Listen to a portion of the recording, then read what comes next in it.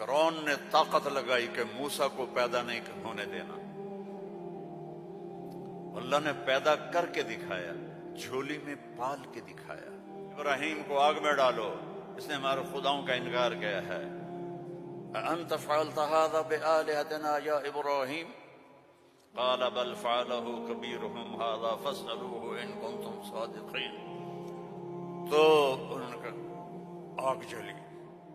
ابراہیم علیہ السلام, اب آگ اتنی تیز ہو گئی کہ ان کو پھینک نہیں سکتے تھے, جو قریب جائے وہ بھی چلتا تھا. تو ابراہیم علیہ السلام سے کہنے لگے تو اب چلا جا, آگ میں چلا جا.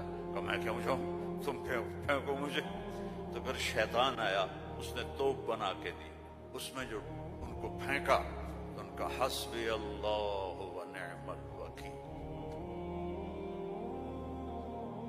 فرشتہ آ گیا, ملک المطر, امطر علیہا الماء الک حاجہ قال اما الیک فلا اما الی اللہ فنعم.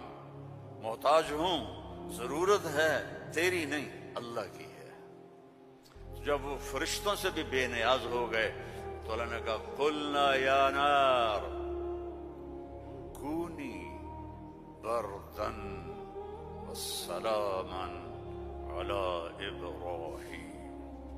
جب کہا نا بردن تو ابراہیم علیہ السلام ٹھنڈ سے کانپنے لگے, آگ. پھر کہا سلامن, تو نارمل ہو گئی. اور اللہ نے آگ میں بٹھا کے جبریل آئے, پر مارا, درخت نکلا انار کا, پر مارا, چشمہ نکلا پانی کا, پی اور کھا اور مزے کا.